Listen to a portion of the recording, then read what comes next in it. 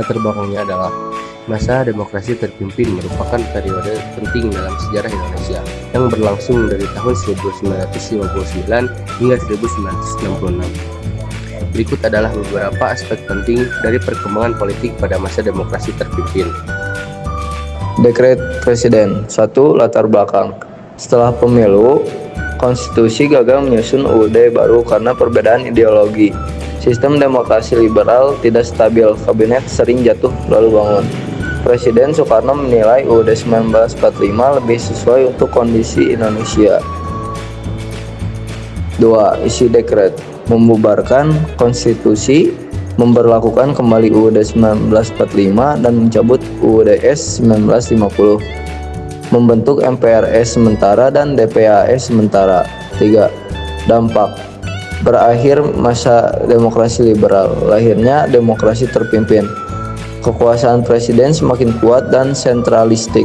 Stabilitas politik lebih terjaga, tapi kehidupan politik didominasi oleh peran Soekarno.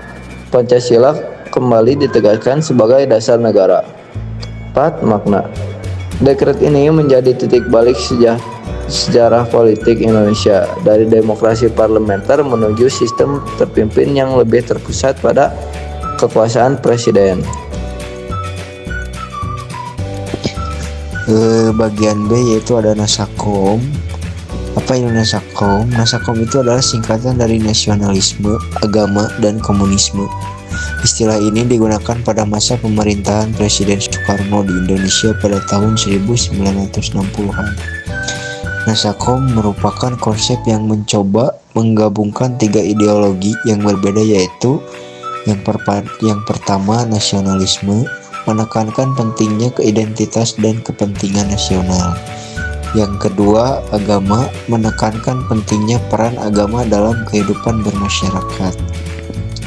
Yang ketiga itu ada komunisme, menekankan pentingnya kesetaraan dan distribusi sumber daya yang adil. Konsep Nasakom bertujuan untuk menciptakan kesatuan dan harmoni antara berbagai kelompok masyarakat di Indonesia. Namun, implementasi Nasakom juga memiliki tantangan dan kontroversi, terutama terkait dengan peran komunisme yang dianggap tidak sesuai dengan nilai-nilai agama dan nasionalisme. Gerakan non-blok adalah semua organisasi internasional yang terdiri dari negara-negara yang tidak berpihak pada blok barat atau timur selama Perang Dingin.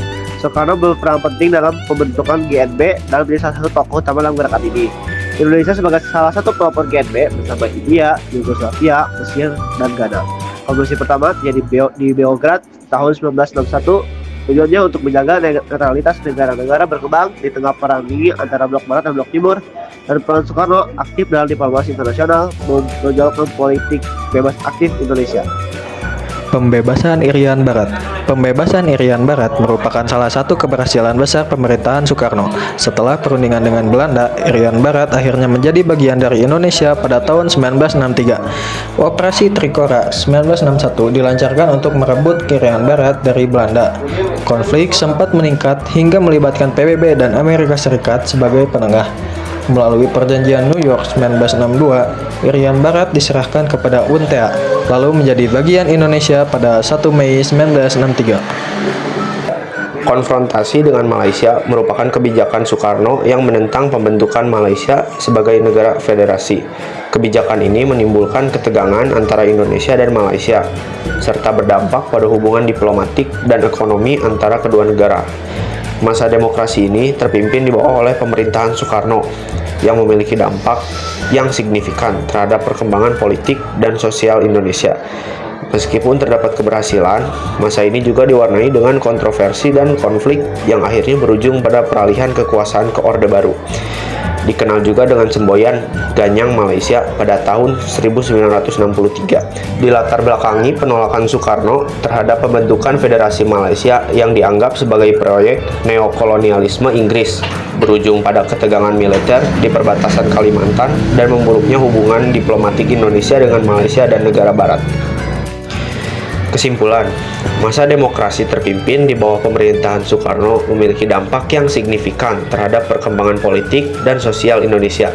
Meskipun terdapat keberhasilan, masa ini juga diwarnai dengan kontroversi dan konflik yang akhirnya berujung pada peralihan kekuasaan ke Orde Baru.